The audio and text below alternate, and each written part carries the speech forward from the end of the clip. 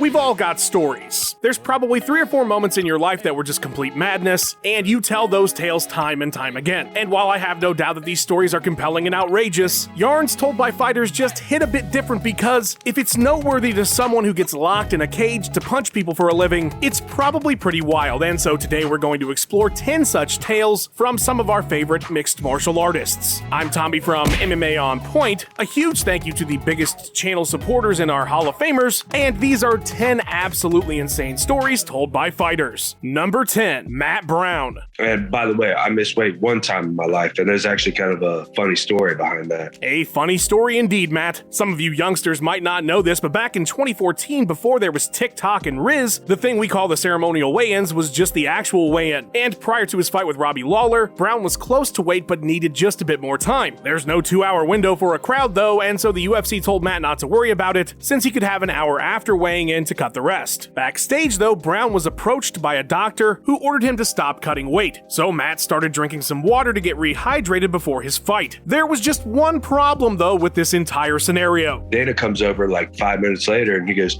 "Hey, did somebody just tell you not to cut weight?" I say, "Yes, I'm a doctor." He goes, "That dude's not a doctor."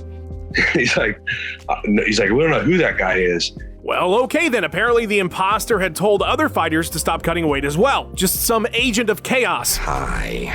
I'd like to think he was walking around with a stethoscope wearing some scrubs, so the UFC thought, he's legit. For the mysterious fake doc debacle, Brown was not fined part of his purse, and was even allowed Fight of the Night honors. Number 9, Brock Lesnar. You know, we've all had to deal with Brock Lesnar being a white boy and jacked for so long that none of us have ever stopped to ask Brock how he deals with it. And the answer was entire bottles of vodka a day and fists full of painkillers. Back during his first WWE run, Brock's life was on a treadmill heading straight to hell, and so to save his own life, he quit and tried out for the NFL. This would of course lead him to MMA, but did you know that Dana wanted nothing to do with him at first? He wouldn't even take his phone calls, in fact. So Lesnar devised a plan on how to get White's attention the night Randy Couture fought Gabriel Gonzaga in Vegas. I bought a ticket, sat in the stands, watched the whole show, and at the end of the show, I jumped the guardrail, escaped a few security guards, ran up and tapped Dana White on the shoulder and introduced myself, and that's where the ball started rolling. Can you imagine being some low-paid security guard who was trying to stop Brock Lesnar from doing anything? The Beast Incarnate's plan worked, of course, and less than a year later, he was stepping foot in the octagon. You see, kids, if you follow your dreams and are one of the most freakish human beings ever, you can do anything. Number 8, Michael Bisping. People love to debate on Twitter if NFL players or jacked up bodybuilders could beat up UFC fighters. Occasionally, elite special forces operators are considered too. Well, Michael Bisping got to see that last matchup play out firsthand when he and a handful of other fighters were visiting some troops in Afghanistan to do a bit of training with them for a UFC PR trip. And then this guy says to Carlos Condit, another one of the special forces guys, "Do you want to spar?" He's like, "Yeah, sure, I'll spar, no problem." And they put the gloves on. The special forces guy says, "How hard do you want to spar?" And Carlos says, "Well, hit me as hard as you want to hit." Amazingly, we do have footage of this spar. You're looking at it right now. So as Mike tells the story, the operator threw a stiff shot out of nowhere to start, letting Condit know just how hard he could go. And well, Carlos obliged him. knocks the fucking special forces dude unconscious. And everyone's looking around in the room. Everyone's like, holy shit. And I'm like, oh, Carlos, I'm not sure that was the smartest thing to do, for fuck's sake. I don't want to die up here. They didn't, in fact, die up there. Turns out the guy was super cool with it, as was everybody else. But a lesson to anybody that wants to have a hard spar with the natural-born killer: maybe don't hit him in the face with your first punch as hard as you can unless you're looking to take a nap. Number 7, Frank Mir. This one is crazy on the face, but even more absurd when you find out who it's about. Trust me, you'll see. So Frank Mir shared a second-hand account of something that happened at a gym he trained at on his podcast back in 2015. The fighter subject of the tale was not named, but Mir did hint that he had UFC and Pride experience. As the story goes, said pro fighter was taking a shower after practice when he overheard a blue belt amateur criticizing his abilities back in the training room. Instead of doing any number of things in that moment, including putting his clothes on, the fighter stepped out of the shower and decided to address the situation right then and there, naked. So he came out in a rage, attacked said critic, who was basically balled up defenseless on the ground. I'm like, why didn't you guys do anything? They're like, Bro, he was naked. Despite the nudity, the other gym members finally decided to distract the fighter long enough for the blue belt to run out of the gym and drive away. Naked professional cage fighter in hot pursuit on foot until he managed to gather enough speed. Out of respect, Frank didn't name the fighter, but they outed themselves later that day on Twitter. Ready for this one? It was Phil Baroni. Yep, told you it got even more absurd. For those of you unaware, Baroni is currently awaiting trial in Mexico for murder, but let's just move on. Number 6, Forrest Griffin. Did you ever read Forrest Griffin's best-selling 2009 book, God Fight? Well, I did. Forrest was absolutely my favorite fighter at the time, and so I read the shit out of it. And while 99% of what he wrote has been wiped from my memory like Tommy Lee Jones hit me with a neuralizer, 2 stories remained forever. Both not technically told by Griffin. You see, he had these little excerpts throughout written by his friends and such, so these tales actually come from teammate and pro fighter John Wood, so it still fits the title of the video. Anyway, the first story was about a time they were driving home from training when someone cut Griffin off. Forrest then followed this person for 2 miles to their home to confront them. Wood wrote, "I said, Forrest, get back in the car." Immediately, he spun around and started going apeshit on me. "Don't use my motherfucking name. Don't use my motherfucking name." Wood probably rightly deduced that Forrest was contemplating doing some super illegal stuff, supported entirely by the fact that Griffin backed up the whole way out of the apartment complex to avoid the man seeing his license plate. The other story was about a time John and Forrest were stuck in a hotel with some guy they didn't like, and to scare him, Griffin held a lighter under his own arm long enough for it to bubble and bleed. He didn't treat the wound either, he just went back to watching TV afterwards like he didn't get third-degree burns. So yeah,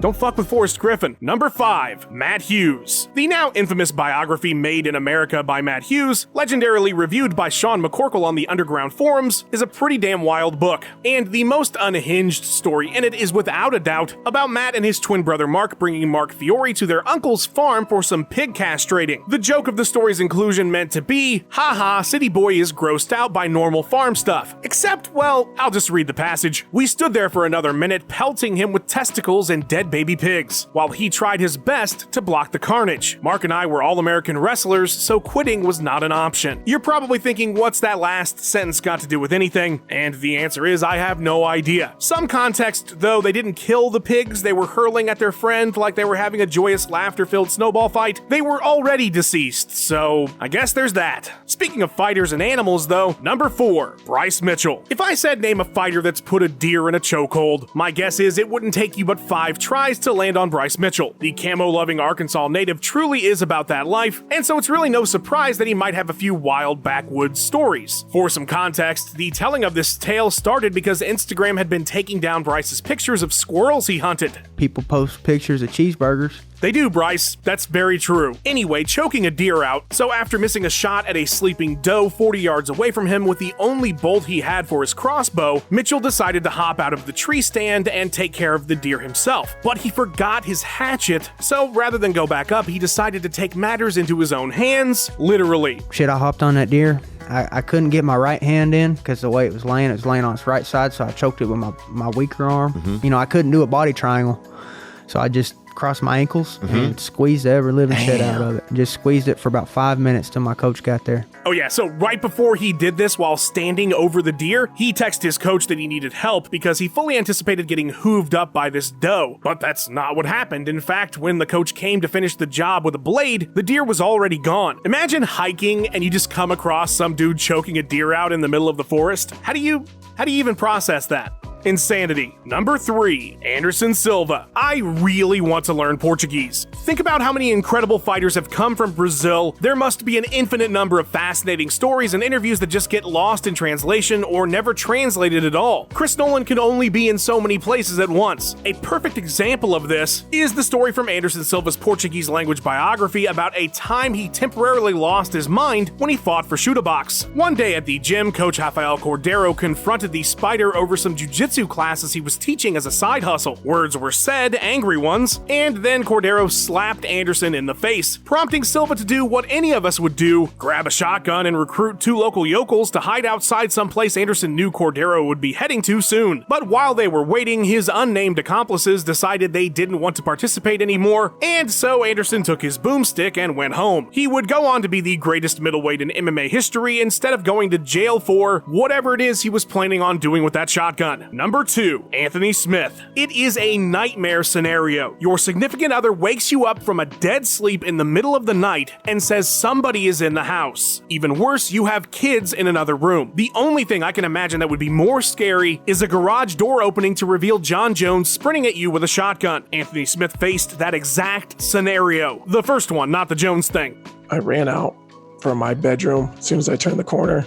Standing in my computer room was a strange guy that I've never seen before, and he just started yelling, and that's where kind of pandemonium started. That's definitely one word for it. Despite the home invader being undersized and undertrained, Smith said it was the fight of his life controlling this man who was hopped up on something. Smith would keep him subdued until police arrived about 5 minutes later, but the beating he had to lay on him was pretty severe. My entire computer room is just, it's covered in blood. It's on blood on the walls. It's a mess. It's a mess. It's hard to do this story justice in one entry. I would highly recommend watching the full video of Smith's interview about it because you think, oh, a pro fighter, surely this wouldn't be that scary for them. But to hear how Anthony describes it and everything that was going through his head, it's truly one of the most chilling stories I've ever heard. Number 1, Chael Sonnen. Of course, the greatest storyteller in MMA, Chael the P is for Twain Sonnen would be number 1. While he spun many a compelling yarn, the most memorable is without question a near Lynchian account of a disturbing incident told to him by 2 of his friends as they rode along in a car one night. I truly cannot do this story or it's telling any sort of justice, and it's way too long to include here, but the short of it is that on the set of an unnamed major motion picture, Chael's friend John was bound, beaten, and held at knife point by 3 men who were trying to force him into a dark, ominous hole. What makes this absolutely insane, though, besides what I just said, is that the mastermind of this bizarre assault was the other friend present with Chael and John in that very moment.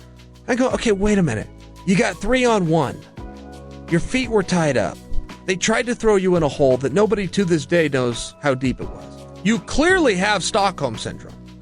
Yet here we all are in the car together in friendship.